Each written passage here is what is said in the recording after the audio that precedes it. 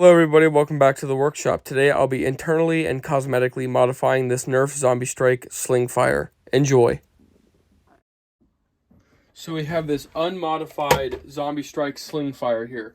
Now, as you can see, it works perfectly fine stock, but it could be better. I got this for 20 bucks off of eBay. I've always wanted one of these things, and the things that attracted me towards this Nerf gun was the gimmick, and it's a post-apocalyptic rifle that does this. It has an actual sling priming bar, and that is just something I really dig. So what we're gonna do is add the 6 kilogram worker spring I got off of Worker to increase the performance, and of course we're gonna give it a makeover to make it look even more pretty than it already does. But I just took the thing apart, did not change anything. The stock is one piece, it comes right off. This came out from here. We're just going to take the new one and replace it. And then, of course, some extra parts that come along with it. And then I'm going to remove these.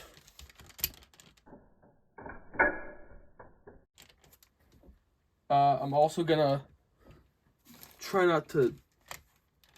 What the fuck? That's the mag release. Okay. So, we got to keep this.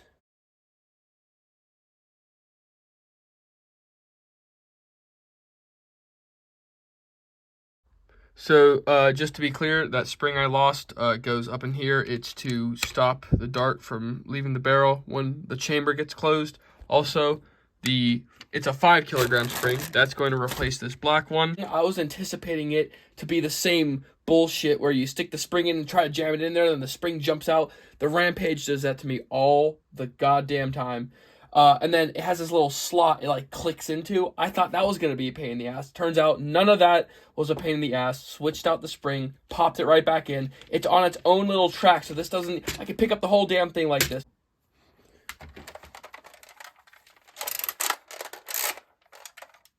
I can hear the mechanical difference in power from the upgraded spring.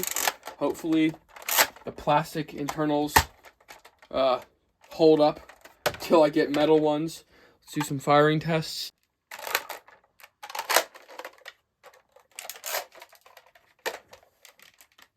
Woo! I keep forgetting I have to prime it like very far. Whoo! Shit! Alright. Cool, let's do the PVC pipe. Now I have this piece of 3/4 inch, yeah, right there, PVC pipe. And that hole actually fits perfectly. I'll do the cosmetic stuff with this PVC pipe. So I'm basically excluding this part. I'm leaving this out. Probably going to leave all this extra cosmetic stuff off. All right, so update. I took that 3/4 inch PVC pipe. I chopped it in half. And then I used hot glue to temporarily hold it together on the ends. Then I put PVC pipe primer and then a lot of cement to try to fill that crack so it holds the two. I can always put more glue if that fails, but I put the steel bracket here to hold it, and I'm also going to put one of these steel brackets after I bend it with pliers like I did here, except right where I need that hole to be, there was a hole for the previous screws, so I filled that with epoxy putty, so whenever that seals up, I'll put the other one here. Now, as you can see, it holds it there in place, so there's a way to hold it, but it's not upright. It kind of leans down. So, I'm going to mix together some more epoxy putty right there, and put it underneath into that slot right there so it holds it upright, and that will be permanent. And if I need to take this apart, I can just unscrew the screws, and then this thing just comes off. I had to Dremel out the inside here so the pipe would fit. The pipe already fits over the pre-existing barrel, but then there's this step here. As you can see, there's like 2 steps there, and there. So now it goes back farther, and it closes up this gap a little bit better, which I might also fill with epoxy putty. This is what it looks like so far. I'm just waiting for the epoxy putty to dry, and yeah. Okay, so the PVC pipe is dry.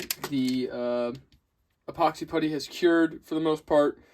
To hold it in better place, instead of using 2 small brackets, I ditched those and decided to just do one bracket on one side because all the screws are on this side anyway, and I don't want to flip it around, take off both screws, and because this one has 4 holes, these ones had only 2, and it would still move side to side this way. Now that there's 2 holes, I can put 2 screws on the PVC pipe and then 2 on the gun itself, so it will move less, hopefully. Also, another update on the internals: the sling. Your talking skills are absolutely amazing. Don't know what the hell's going on, but we're just gonna put this stuff back together, put the spring back in. The springs did fly out, so I foreshadowed that. I guess I asked for that. So now let's put this stuff back together again. All right, cool. Remember, we're kind of expecting some kind of failure here, but like every time I modify Nerf guns, I start to kind of tweak out a little bit, like ISO speed.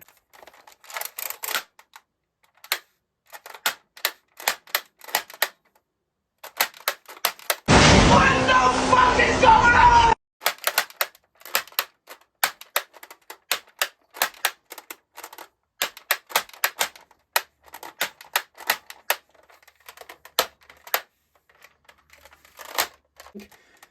I just need a metal thing. I don't really know what the issue is. If you guys know, please let me know if you had the same problem.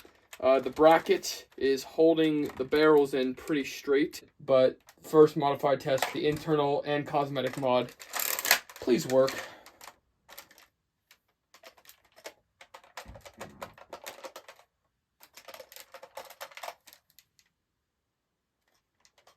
Kidding me? I put the goddamn magwell in up backwards. Alright, so you have to F around with it. You have to get a feel for the blaster. So it works, is what I'm getting at. Here's the test fire.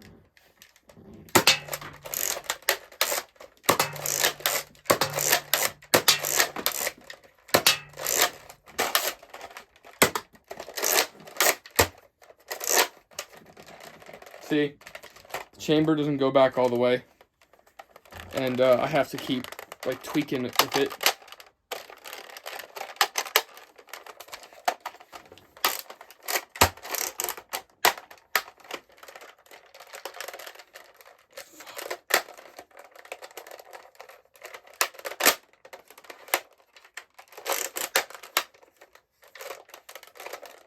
There we go. I think the plastic hardware inside does not collide well with a 6 kilogram spring. Sorry, 5 kilogram spring. I either replace the old spring or I get the metal parts ASAP. Regardless of these fantastic performance issues, let's just go paint this thing tomorrow, because it's currently like midnight and I spent a lot of time on this thing. So yeah. Alright, so here are all the painted parts here. We painted the bottom of this magazine and we unpainted, we left the orange part on the top roughly unpainted so it can come in and out. It goes in the blaster smoothly. And then here's the dual barrel. I also added a piece of plastic and just super glued it to the top. And it is perfectly, completely not center. However, it looks cool. And this is metallic silver with a shiny finish. And this is hammered gray. So I'm going to assemble it. Then I'm going to add some black hockey tape around the grip. And maybe on the stock. And maybe add a few black brush details. Here is the finished product. Fully assembled and painted. That makes for a good thumbnail right there. So I screwed on the PVC pipe. I added some black hockey tape right here for the grip. And I was thinking about repainting the wooden furniture parts brown again. But something about this like simplicity and just the gunmetal gray, the hammered metal, and then the silver right here. I like the simplicity, and sometimes less is more.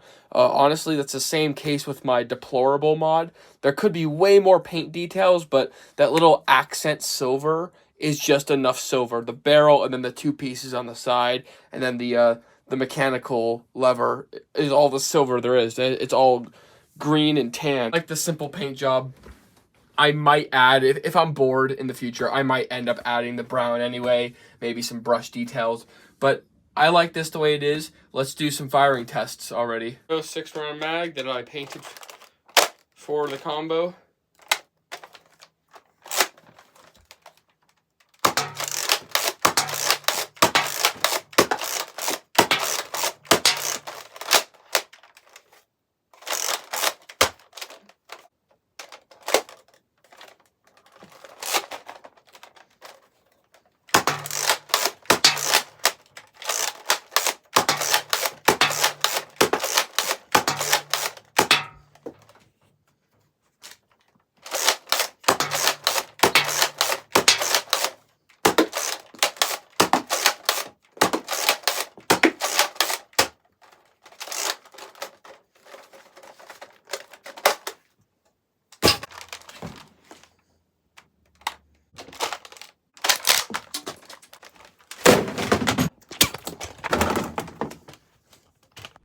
Well, thank you guys so much for watching this video. If you like these builds and crash outs that I do, like and subscribe for more videos.